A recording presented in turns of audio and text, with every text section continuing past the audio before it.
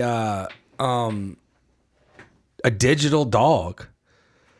We act like it was like real. a little, get you one of those little like AI looking dogs, like the little things that's just like moving around and stuff. Yes. You don't even know what it's doing. Yes. Or you can buy the dog from Boston Dynamics, right?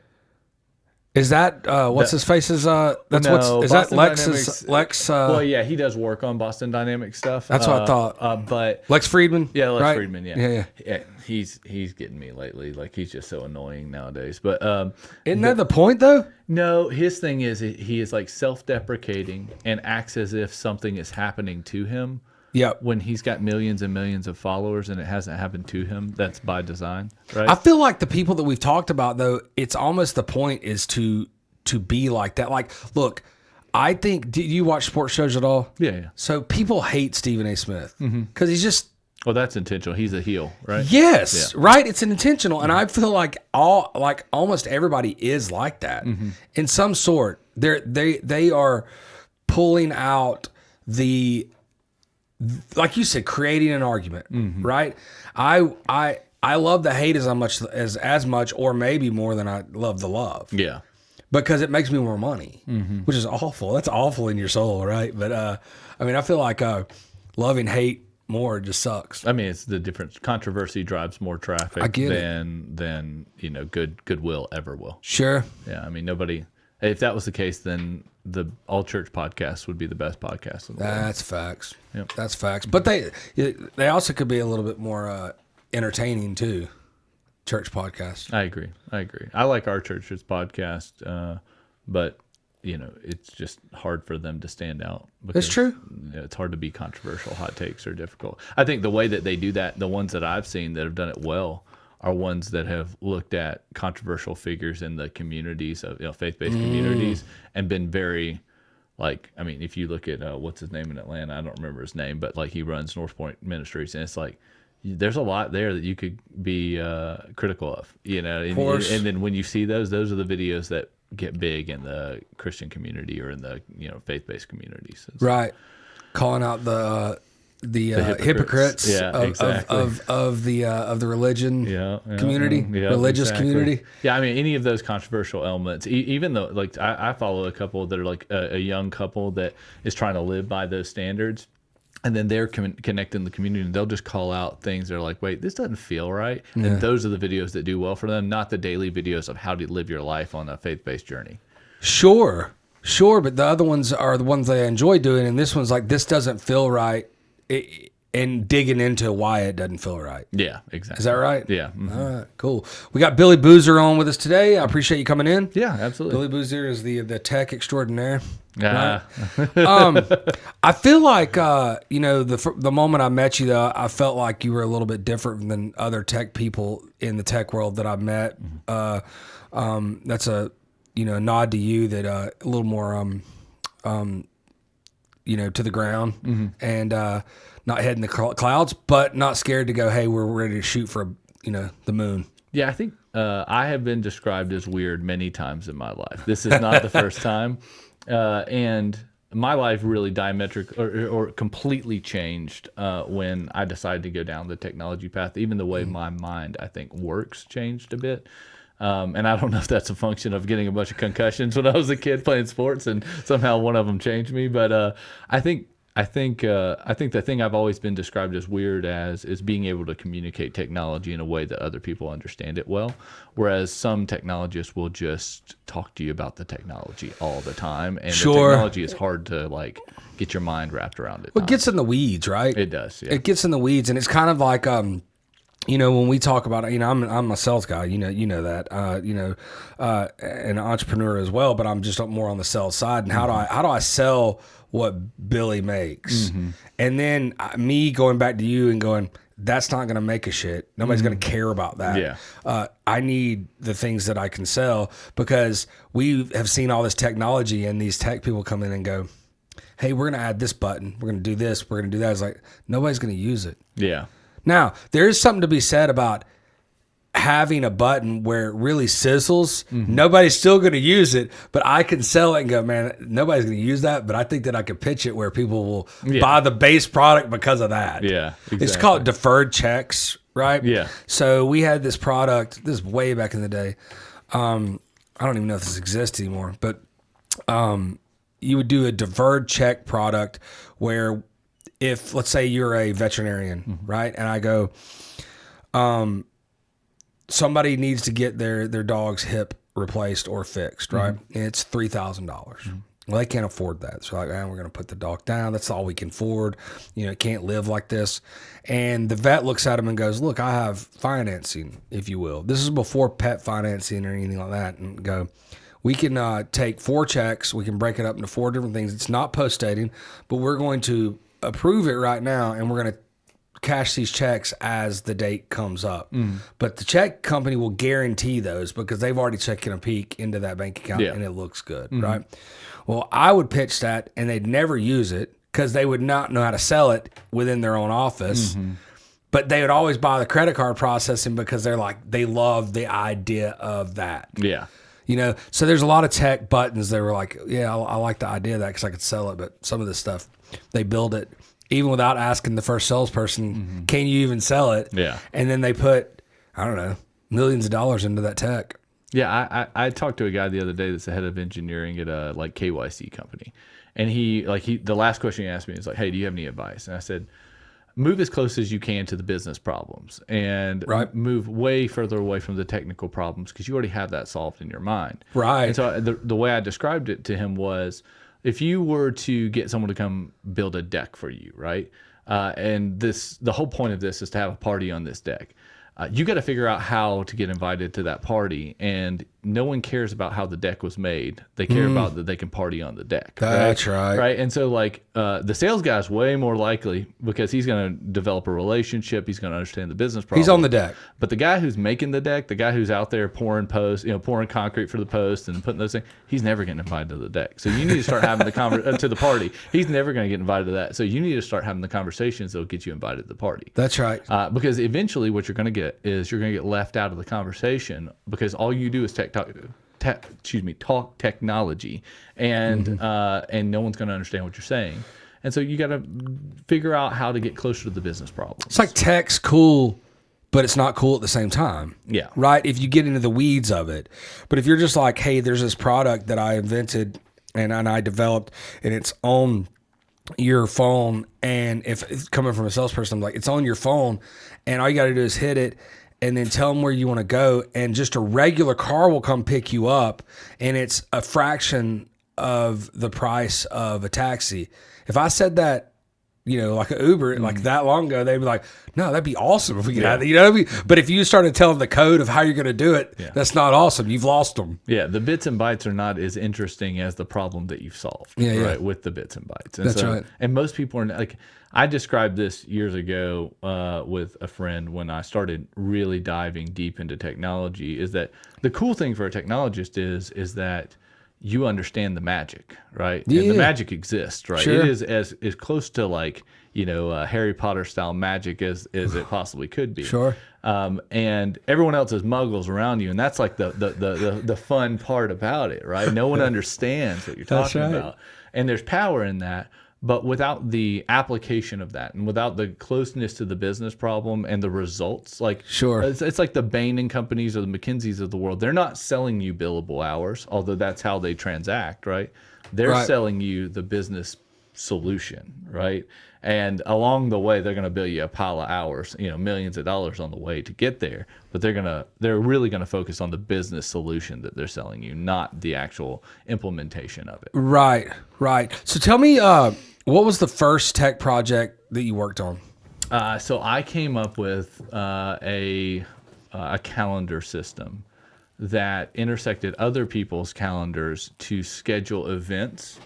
And in that process, scheduling events, we would match those with like Groupon style offerings, right? And that was like my initial thing. It was called Live Random, and it was the attempt. The attempt was to, if you had a threesome and you needed a fourth, right?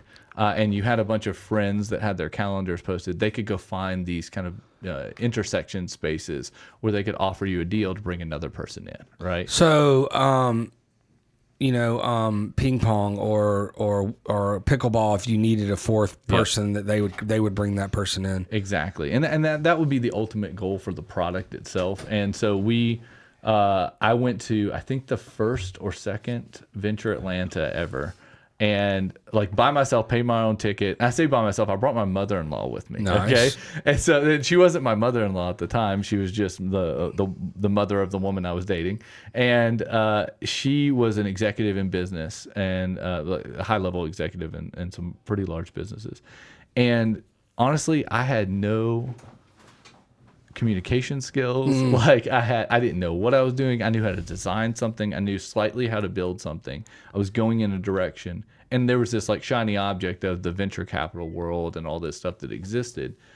And I just went out there and wanted to pitch it, but I didn't even have the like confidence to go out there. And the truth is that my mother-in-law, with her infinite skills of being a great businesswoman, she just was like, "Hey, guy over there, come here." AKA great person, Yes. people person. Yes, just a great person in general. And she already had so much experience doing this, and she didn't value that experience because it was inane to her. It was like just the thing that she did, right? It was already intuitive to her, but it wasn't intuitive to me. So she would literally grab some random VC and say, "Hey, my son-in-law over here, my future son-in-law's got an idea. Come talk to him about it." And then I would explain it, and then I would do that 2 or 3 times. And by the end of that, I realized like I had a superpower for communicating these things, and it was really just her forcing me into that in that moment that we'd already paid for and committed dollars towards, that led me to loving technology. And that product failed; it was no good. But I got all these cool meetings and conversations that set me on fire for building technology. It gave you a skill for the next time. Yeah, exactly. For sure. Yeah, and it set me up for failure as well. Like I got to fail, and it didn't feel that bad, although it felt kind of bad. That I got used to it. So. Well, that's good because failing early is what you want to do. Oh my gosh, like, that's all, you want to fail as frequently as you can, as quick as you can. That's right, and get used to it. Like, and I think that's the struggle of the sales guy, right? It's like you've got to learn how to fail and be comfortable with it, and then solve against not failing in the future. Man, I failed so many times. So I don't even know where to begin, but I don't know. I think my superpower, especially early on, was, I really cared, but I also didn't care. Yeah. It's a weird superpower. Like, all right, that didn't happen, move on. All right, that didn't happen, move on. But then when I got something and then it failed or didn't happen, I'd give myself like a day of, mourning myself. And then I had to, get back on the horse and do it again and keep talking to people and, keep pitching ideas and I don't know if this is accurate, and so for context, I have a son that's on the spectrum of high functioning autism, but like just like autism is described as a spectrum. I think being a sociopath is also on a spectrum as well. Like, and I think that some of the best salespeople in the world and some of the best people that can communicate things are on some level of spectrum of sociopath, where they like don't really care about what everyone else thinks about them, like they don't have the feelings associated with that, and they just move on from things quickly. I do. I just had to learn how to bury them and use them as fuel. Yeah. I absolutely get my feelings hurt. So, you might not can tell, but I definitely do. My wife knows, because I'll go home and I'll just dig myself into something that, usually something physical, go out and mow the grass or chop weeds or do something. And she's like, "Oh, something happened bad at work." So I physically get that out of me and and wear myself out. But, yes. Well, they say like most all high-powered politicians are sociopaths, right? And I've met those guys, and they are 100% sociopaths. I've met those guys. They're not just sociopaths. They're on the spectrum of sociopath that they don't care whether you exist or not. Like, and that's, I think there's a different tier of that. To be a billionaire, do you think you have to be a sociopath?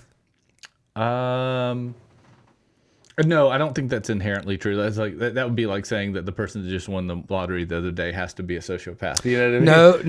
No, I don't think so. And here, let me explain my thing, because most billionaires don't win the lottery, become billionaires.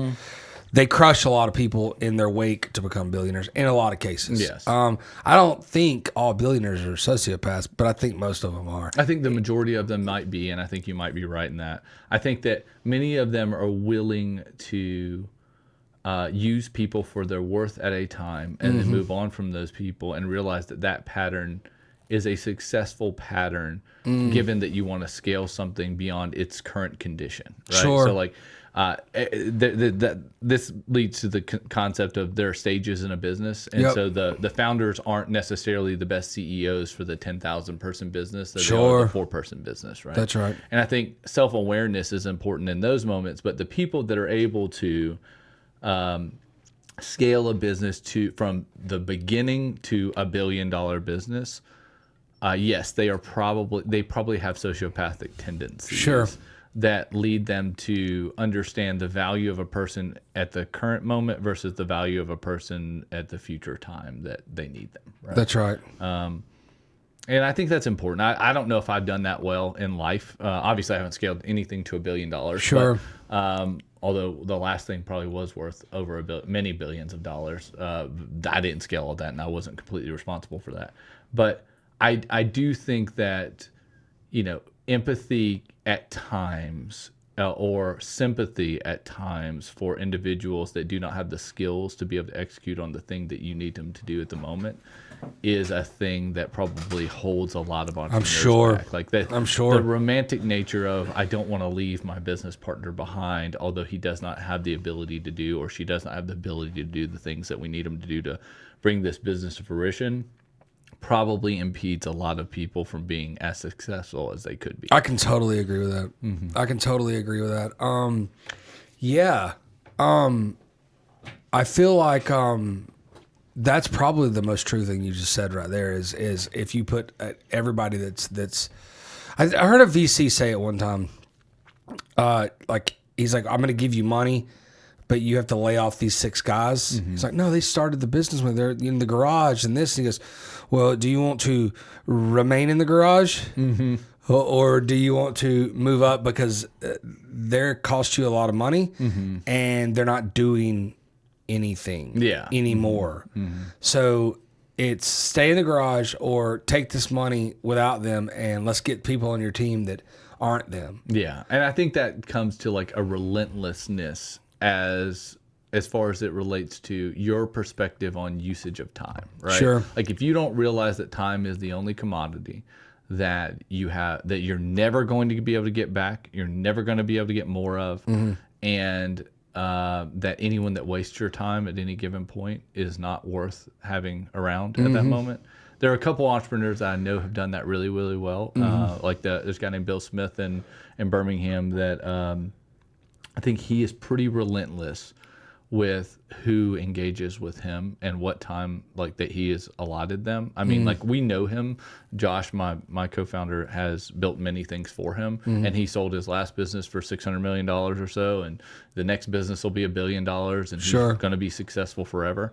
But even him being best friends with him, he doesn't always get the meeting, you know what I mean? Because it's important for him to do other things at that time. Well, like he's allotted his time for what he's doing at that moment, and there's nothing wrong with that. No, there's nothing wrong with that. There's nothing wrong with that. You that. can get butthurt about it as an individual, but you don't know everything that's going on. And this is that whole thing where someone, you can be real bothered with somebody and they have no idea that you're bothered with them and it doesn't affect their day. They're just living rent free in your own head. That's right. That's right. And at the end of the day, they're certainly not thinking about you because they're thinking about the next thing they got to do with their business. Yeah, exactly. And frankly, you don't know what's going on in the personal life either. Exactly. And you don't know what's going on. You might think that somebody's very, very successful and they're about to be broke. Exactly. Yeah. You know? There's a thin I bet line. that happens a lot, or people are like, "This guy's so," and they're just teetering on the edge. Yeah. No one really comes out and says what their net worth is at any point in time. You just have to arrive there. Yeah, and You can see when somebody's working hard, though. Oh yeah, I agree. You can see it. You can see it in their personality. You can see it in the way they talk. You can see it in the conversations that they are having, and you can tell when they're valid or not. Well, you might be able to see the sleepiness in my eyes right now, so that's a thing that might be able to tell you that know as it's well. full of shit, though, right? Yes, like yes. it. I mean, I do. For the most part, sometimes. Here we go, Bailey. Sometimes, as our producer extraordinaire, sometimes people pull the wool over my eyes, but I feel like that I can almost tell when somebody's full of shit. And when Bailey or Roderick or me, when we leave a meeting, I always, what I say, Bailey? Is that guy real? Yeah, I said that person's real, that person's not real, or let's keep flipping over the rock. Yeah. Like, that person's not real. I'll say that. Like that, not to say that they're not a real person. That idea or their idea is not real or whatever it is. I'm like, we're not going to waste our time on that. That person's not, that they're full of shit, or they're not going to work hard enough, or that idea is not going to come to fruition. Yeah. Now, I've been wrong. But not most of the time I'm not wrong.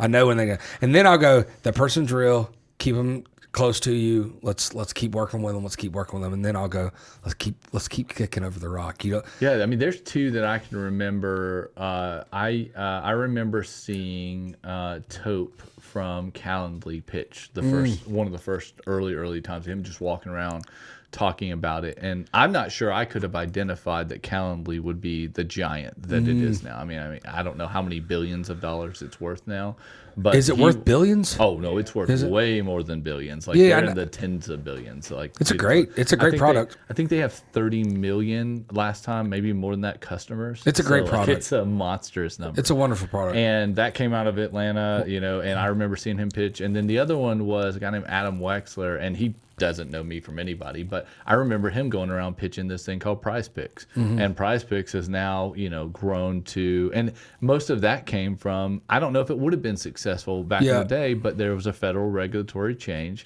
that said that sports betting was not federally regulated anymore, and states would go out there and change, have their own laws associated with it. And that opened up a market for him, and now he can go out there and do sports betting, right? And they're huge now. They're getting really big. I think they're in a couple hundred employees now. But to me, like, let's touch on Calendly for a minute. So if I would have been in that pitch with him, I would have absolutely said that can make it, but it's going to be an uphill battle. Yeah, I would have absolutely said that, right? I would have said that can make it. They're going to need some money, but it's going to be a little bit of an uphill battle. But if that person sticks it out and bangs it out, they will make money. I don't know if they're going to make $10 billion. I don't know if they're going to be worth that, but it's going to be worth a lot. Like the product that you are trying to, because look, the first thing before Calendly, it's Google Calendar or Yahoo. I'm like, well, it's hard to compete with Google in any capacity at all. Yeah, it is. Okay? They're not worth $10 billion. They're worth $1 trillion. Yes, a lot more. Yeah. And they will probably end up owning them. Yeah, they'll outspend you all day. So, I'm and what you're doing with Merchant Mob. Look, you have a lot of competition out there. Oh yeah. You have a secret sauce that a lot of people aren't doing. But it's the same thing as Calendly. It is absolutely the same thing. You can have a little bit of a secret sauce, a great vertical, and murder it and be worth millions and millions and millions of dollars. So it's really not much different than Calendly. Yeah. Is there a calendar already that works? Yes. Yeah. Is Calendly going to do it better? Yeah, they did. I think so. Yeah, I think they did, especially for business-based booking, right? Like being able to do meetings between people. They did a better job of communicating those things to individuals and making it easy for them to be able to book something with someone else. And then they scaled it to sales. And then the aspect of easy integrations within an already set product. Yeah. Right? Because I have a software that does this. Well, why do I want to put however much development money into that when I can just directly connect it to Calendly? Why would I want to do that? Well, there's a couple of reasons. There's some reasons why you'd want to do that. One is I don't want my clients to pay for that for them. I want to pay for me. Yeah. So is it worth it to just, put Calendly in there, or is it worth to build your own where they're not going and using Comcast when you're AT&T, if you will? Yeah, the question of build or buy. That's right. Yeah. Because I would assume that there's in the Merchant Mob, calendar of not calendar, the Merchant Mob roadmap. There are some things that you're like, not going to build that. Yeah. Not going to build that. Not going to build that. 100%. And Calendly might be one of them. A calendar might be one of them. I mean, a great example of that for us right now is Stripe. Like we do use Stripe for stuff, and that's just because they have things. Yeah, I know. Everybody's that way, and I think that they accurately should be that way. Sure. But we have to use Stripe for certain things because it makes it easier for us to programmatically do things that we don't want to have to build everything. Of course. But another example is booking. Like we are actually building booking features right now to make sure that it's easy for someone to schedule appointments with service providers. Sure. And we think that that's something that we can solve and do a pretty good job in and make it better than most of the products on the market, Yeah. And so that's some of the things that we've chosen to kind of focus on. I feel like too, if you're already in that huge space, because I want to get down to the smaller person that's just trying to do this. But if you're already that Salesforce type monster, well, then you can just pick and choose which third party that you have been using to get rid of and build your own because you got so much money. That's what you're doing at that point. Yeah, there's a whole industry that targets this now called robotic process automation, or RPA, which is the intent is, okay, there's all these products that exist out there, and some of them don't have APIs or some of them don't communicate well, but we can create an abstraction layer that sits in between that goes and clicks the button for you to do this thing, right. And it basically turns anything into a programmatic interaction, right? Okay. And so large enterprises use robotic process automation to connect disparate services that do not have programmatic interfaces to communicate with the two, software, right?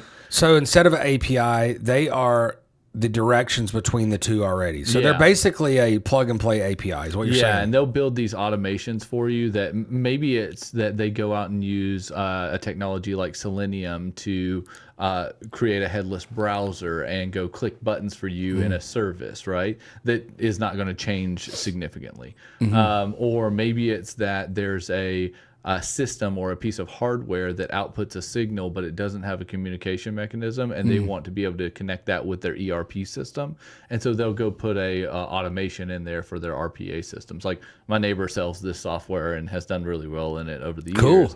And it's grown significantly. So like I can't remember, UpClick or something is one of them. Like there's a couple of these that are pretty big. Right. Yeah. That's cool. So let's talk about like a young entrepreneur that's a developer more than a sales guy. What do you call that?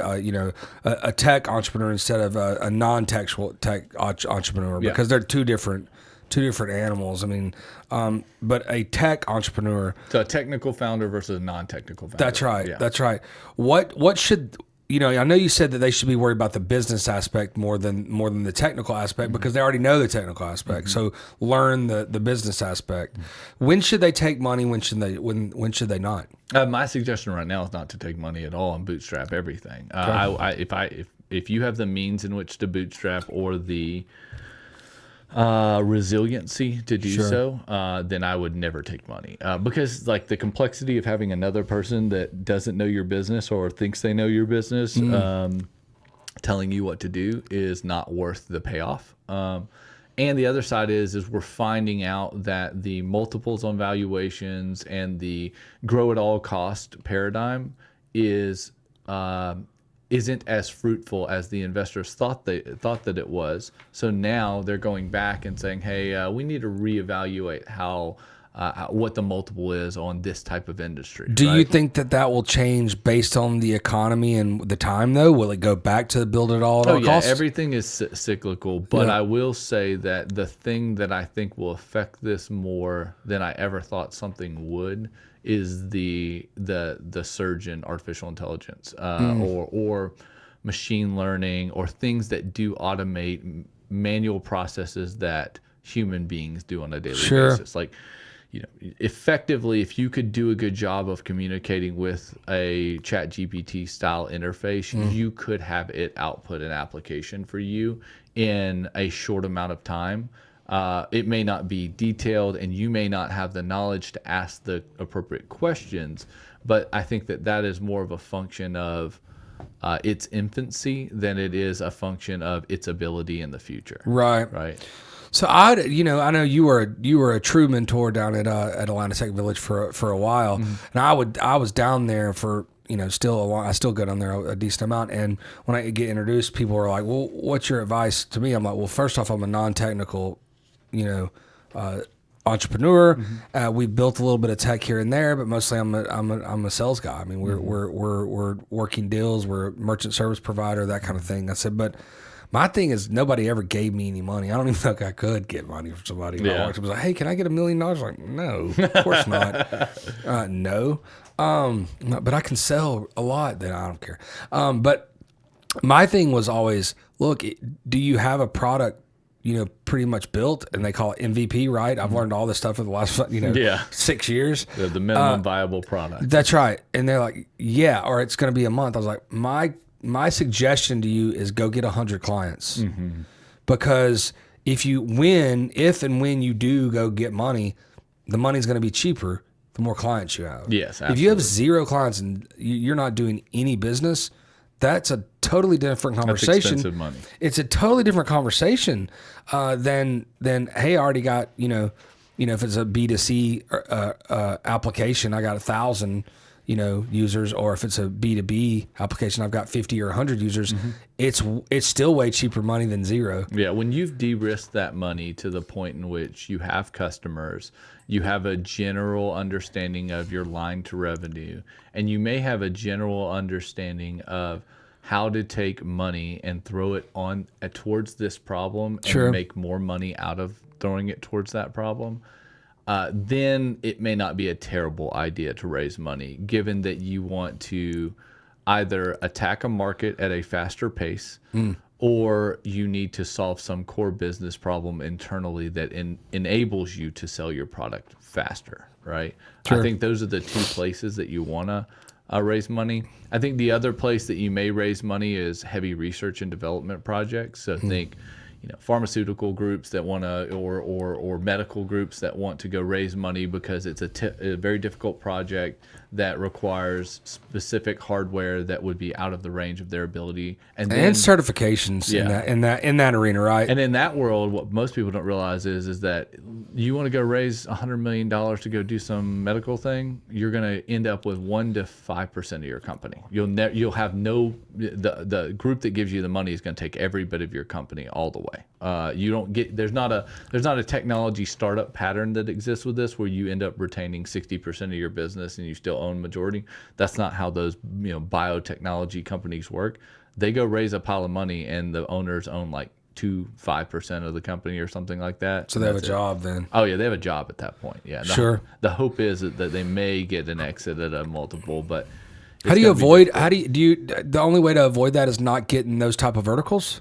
Yeah, there are types. That's why building software is the easier path, because there's no barrier to entry whatsoever. Are you willing to go learn? Like, are you willing to put your hands to the keyboard for 10,000 hours and figure it out? Sure. And that really just goes to your resiliency, or even think traditional businesses, right? Like, you don't need $20,000 to start a pressure washing business, right? You need $1,000, maybe $500, to go buy a pressure washer, and you need to be able to be willing to go knock on doors, right? That's what you need to be. Well, that's what I did. Yeah. That's exactly how I started this business. Is that there was very little. It was very little upfront money besides the normal business stuff, and then me going off like crazy, and then and then go hit doors. Yeah. And gain business little by little. And I didn't have my first employee for 4 years. So few people are willing to do that. Like, I struggle with that. But I came from that, right? Yeah. I came from knocking on doors from my early 20s, 21, and then I just kept doing that in my own business. Yeah. So you know, it's a little different. Yeah. It's almost impossible to say, all right, now you start a business, now go knock on doors. Yeah. I understand that because that's I bias towards building because that's what I've been doing for a long time. Right. Like I've been building other people's stuff for a long time. Sure. And so that's where my comfortable place is. But realistically, the most value that I could add to my business today is going and knocking on doors and finding customers, because those customers will lead to me building better software. Sure. And solving their problems more directly. That's right. But you also do a lot of networking too. Yeah. And introvert tech people don't want to do a lot of networking. You're out and about in the community a lot, and you're at, you know, conferences, you're at Atlanta Tech Village, you're at these places that you can run into people and have conversations. I know you went when ETA was in Atlanta, you were everywhere. Yeah. And also people aren't willing to do that either. Yeah, no. Like that one, I didn't even pay to go to that conference, but like the front lobby wasn't a pay for space, so I could just go sit there and talk to people. That's facts. But like, I think what I've identified is if you can go find a place where you're going to get some industry knowledge, right? Like that you don't have, Right. And you can be around those people at the highest frequency you can, you're going to absorb so much that's going to inform what the thing is you're building, Sure. especially if it's in that vertical, that the value of having those conversations outweighs the uncomfortableness of, you know, making new introductions with new people. Right? Sure. And in those moments, you have to be willing to display that you don't have the knowledge that they have, and ask them to give it to you, you know, in some way, like, you know, solicit it to a certain extent. For sure. And I think my willingness to use that as an opportunity to say, hey, you don't know technology, I know technology, but you know something that I really need to know as a business application of that technology. How can I help you? How can I help you understand what the technical problems you're facing as a transference of value to then lead to you telling me the business things that I need to know, right? Sure. I mean, like, that's kind of the relationship that we have. Like, That's right. I don't know the payment. I didn't know the payment processing world anywhere near. I still don't, obviously, but I didn't know it at all at first. And then we connected, and Bailey connected us, and then you guys started explaining to us how some of this stuff works. You know. And you know, it's funny that there's layers to that too, because just to tell you a funny story that I was at a local restaurant / bar up here, and you don't run into a lot of credit card processing people. It's not like a thing that you're like run into them. They're not everywhere, even though they are kind of everywhere. They're everywhere and no one knows it. But but for me being in the business, you know, 2 decades, to run into anybody that's in my industry, especially where I live, is rare. They're inside the perimeter. They're not out where I am. Yeah. Very few. Which is crazy anomalous, because this is the center of payments in the world, Georgia. That's right. That's right. But there's so much layers to it, because, you know, you're talking about a company like, you know, Pfizer for FIS or First Data, you know, that obviously are own, you know, the first two companies own all of them now. Yeah. But, you know, this person is an analyst in it, knows nothing about credit card processing at all. And this person is ahead of the Costco brand for First Data. They don't really know much about it. They know very, very little. But ISOs like mine are more well-rounded in everything, because they've had to do everything themselves. Yeah.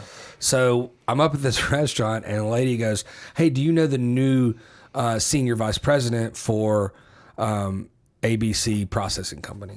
Because this is I push a lot of my business toward this one company. I said, no, I saw an email. He goes, "You really need to get to know him. It's like he can move mountains for you." And I just started dying laughing, and I was like, I said, "You obviously don't know the relationship between ISOs and processors." Yeah. And she's like, "No, he can get you a lot of business." I'm like, "No, ma'am, he cannot. No, That's not what their job That's is. not what they do." I said, "He calls me to get him more business." Exactly. Like, how are you getting the business you're getting? So it's just, there's layers to that, because you've been to these big processors now to talk to them. Like you said, they're not close to the merchant. No. They don't understand how that merchant's thinking. And we talk to hundreds of merchants a week. So we understand how the merchant works. And we kind of leave somebody else like yourself to build the technology that we sell. Yeah, exactly. You know, and obviously, as the years have gone by, I want to start getting into that technology as well and owning it myself. But Right now, we're close to the merchant. We'll sell them your products. It's just a difference of economy of scale, right? It is. And I think what's important and what we identified when we started talking to ISOs was that because they're so close to the end consumer, that of payment processing, right? They explicitly understand their problems at a very deep level that an SVP at some arbitrary payment processor has no idea what the merchant's daily problems are, right? And think about it, though. We're talking about a massive industry in payments, a massive industry, right?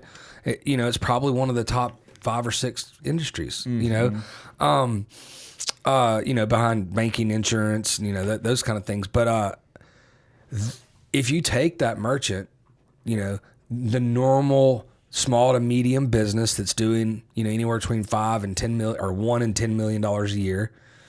Well, do you know how much they care about payments? 0. This much. Yeah. It's probably less than 2% of their mind capacity. Yeah. When they care about payments is when that didn't go in their bank account. Yes, exactly. That's when they care. When there's a problem, it's reactionary. It's not proactive. Or I see my competition doing this and they're getting more business off of it because of that. And now I'm switching. Or my business has grown to a certain point where I need different technology to streamline my business.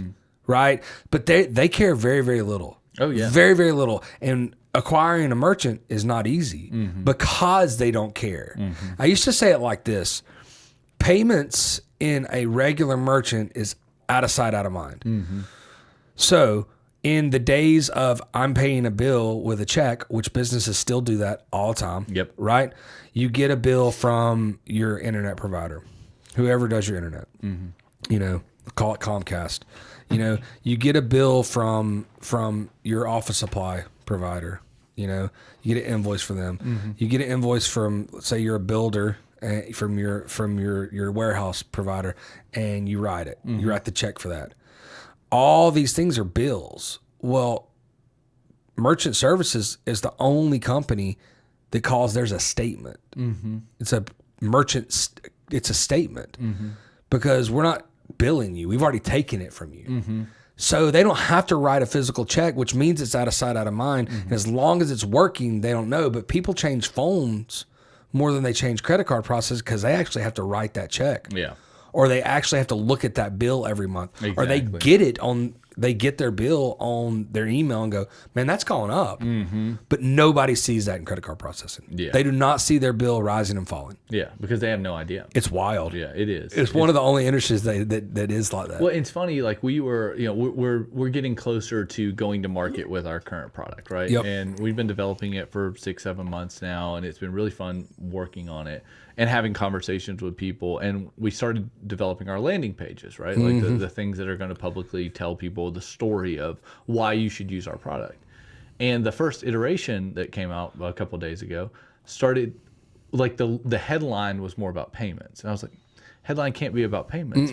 It's got to be about the business problem that we're solving. That's right. Because we care about the payments, right? We care about it because that transaction volume can be monetized, and most software businesses don't do a good job of monetizing their transaction value But the merchant doesn't care about that. No, the merchant doesn't care about that. In fact, they don't like you telling them how much money you're making off them. Exactly. All they care about is that we're solving business problems for them, helping them either be more efficient within their business, acquire more customers, or decrease the friction between them and their customer, right? Sure. And so those are the things that we've kind of reoriented towards the messaging, right? And I found that to be the interesting comment once we started passing our landing page around to people to get feedback was, well, how's this different than Venmo? Well, we weren't trying to be Venmo, right? We're trying to be a better product for you to manage your services business, right? And I was like, oh, okay. So what he's actually saying here is we're talking more about payments than we are the business problem we're solving. Sure. Right? And I thought that was interesting. No, we want your customer to be able to pay you in an easier way. And we want to use the data as they're paying to get you more business in the future. Yeah. So, Angie's List, anything that gives you leads, because the service industries, they want leads more than anything. Yeah.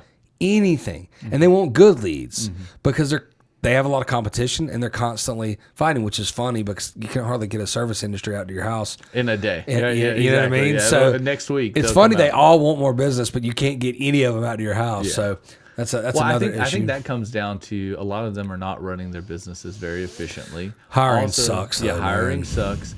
As well as there's a huge amount of demand, right? That tells you a lot about that industry. If they can't show up in the day, then there's probably so much demand that they don't have to show up in a day, right? If it was that big of a problem, they would show up in an hour. But it also gives the guy in the truck that has one truck that can do HVAC the ability to become a $20 million company. Exactly. That's the greatest thing about America. That guy that didn't go to college, that is an electrician or a HVAC person and can get in his truck and go in the day, one day and be there and do it, that person can be a multi-millionaire with a trade and learn the business as it goes. Yeah, and most people don't realize the tax advantages that are created by these businesses. Like, you look at technology businesses, and a lot of people will look at them as like this shiny object that's out there doing this futuristic stuff, and they're able to create these billion-dollar businesses. But what most people don't realize is that the unsexy business of doing HVAC, plumbing, electrical, lawn maintenance, all that stuff.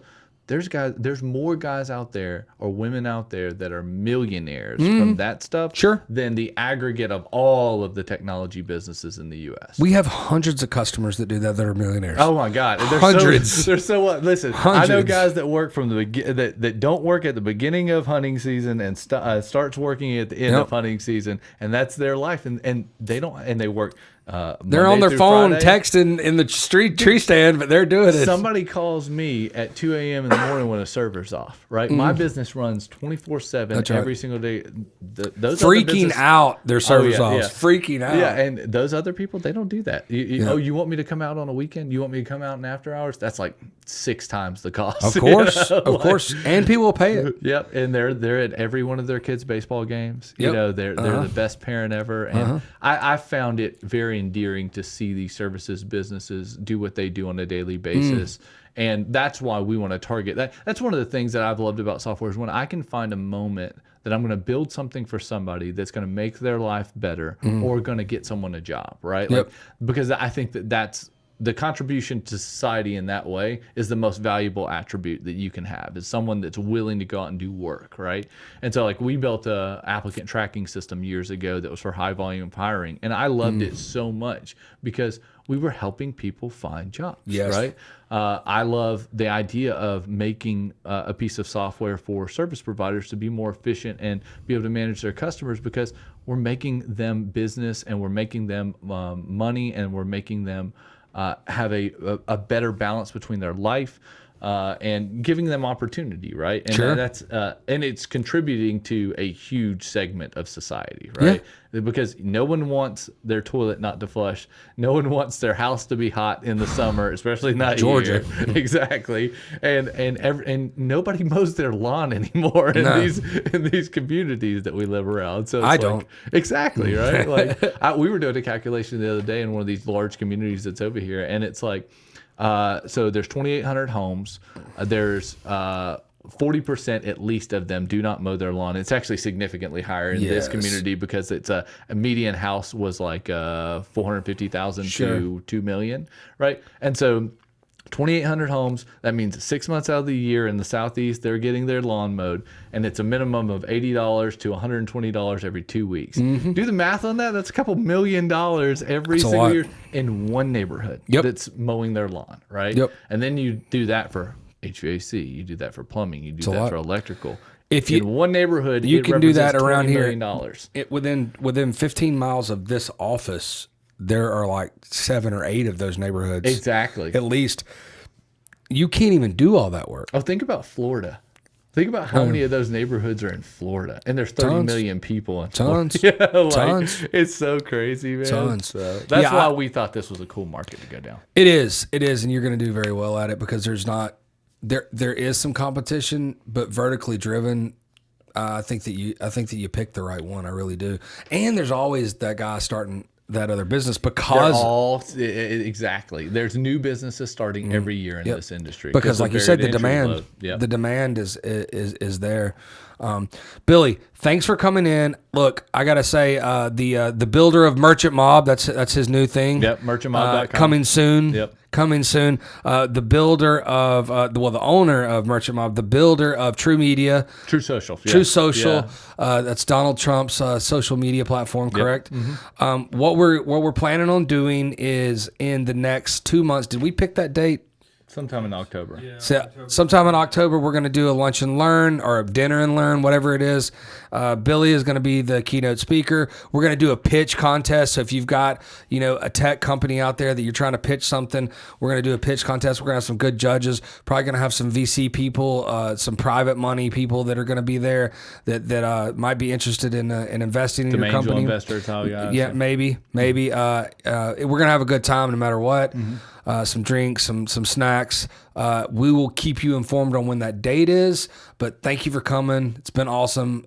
This is like part 1. We're going to do like 6 parts. Yeah, exactly. And our goal is to teach people how to monetize payments within their software products. And so how does that even work? And most people don't even know about it. Everyone thinks about monthly recurring revenue and annual recurring revenue when they don't realize there's a lot of money being left on the table by just figuring out how to monetize your underlying payment. Tons. Thanks, man. Yep. Burn the ship. Yep. See y'all.